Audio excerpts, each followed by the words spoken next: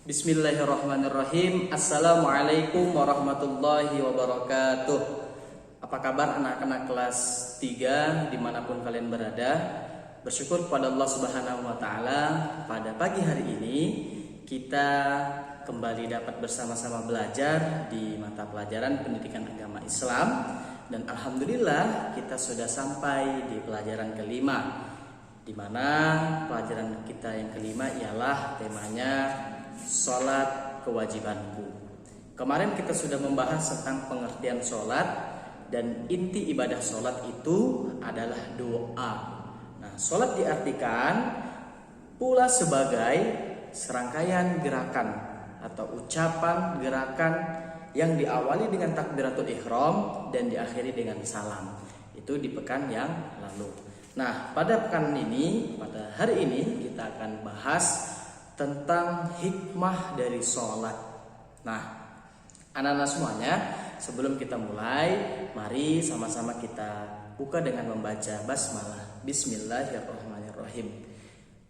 Silahkan dibuka bukunya di halaman ke-64.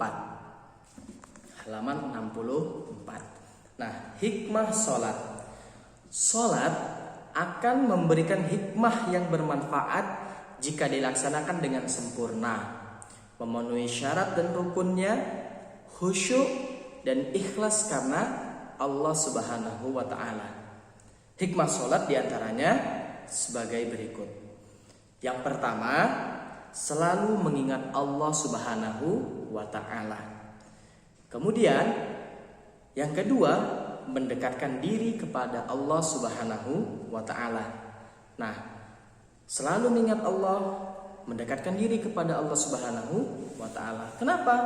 Karena otomatis ketika kita melaksanakan ibadah sholat, maka kita akan selalu mengingat Allah. Karena kita sholat tadi ialah doa, dalam artian bahasa itu doa. Jadi kita pasti mengingat Allah.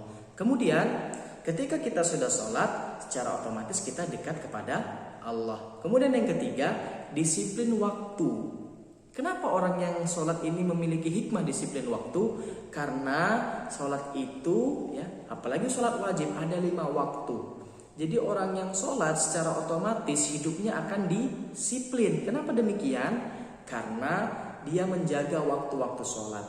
Sholat subuh, sekarang subuhnya misalkan jam 5. Boleh dilaksanakan jam 7? Tidak bisa. Boleh dilaksanakan jam 12? Tidak bisa. Jadi sholat subuh sesuai waktunya. 5 sholat waktu ini sesuai dengan waktunya. Boleh tidak sholat subuh di waktu maghrib?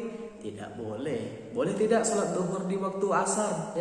Kalau tidak ada sebabnya, itu tidak bisa. Apalagi sholat subuh dikerjakan di waktu maghrib, kan?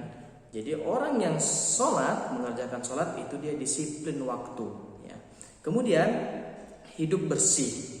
Selain itu hidup tertib dan teratur. Nah, yang keempat tadi hidup bersih, yang kelima ialah hidup tertib dan teratur. Bersih dan tertib teratur. Kenapa bersih? Karena syarat yang menjadi keutamaan sholat itu ketika kita sholat, syarat sahnya ialah berwudu, kan? Ketika kita sudah berwudu, maka kita sudah dalam keadaan bersih.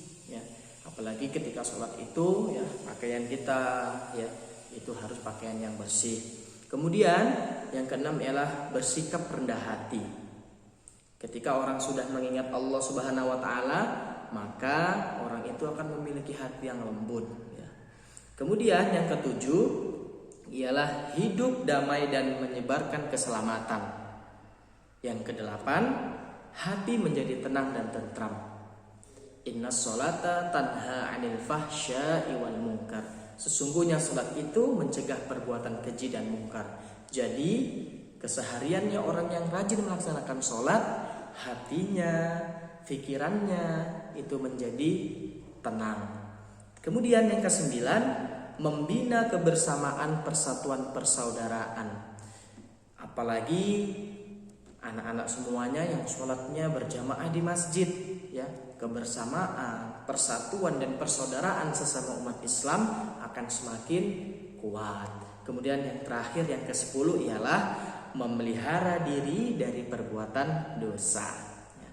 Innas sholata tanha 'anil fahsya'i wal munkar. Sesungguhnya sholat itu mencegah yang namanya dari perbuatan keji dan mungkar, perbuatan yang tidak baik.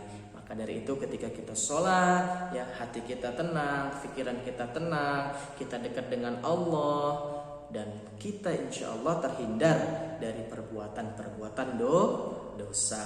Baik anak-anak semuanya, demikianlah pelajaran kita pada pagi hari ini tentang hikmah sholat. Ada 10 hikmah sholat tadi, ya anak-anak semuanya boleh dihafalkan hikmah sholat itu, boleh dituliskan di buku tulisnya ya. Ada 10 hikmah sholat yang kita pelajari pada pagi hari ini. Kurang dan lebihnya Pak Pandu mohon maaf. Tetap semangat belajarnya. Ingat, insya Allah pekan depan kita akan ujian tengah semester.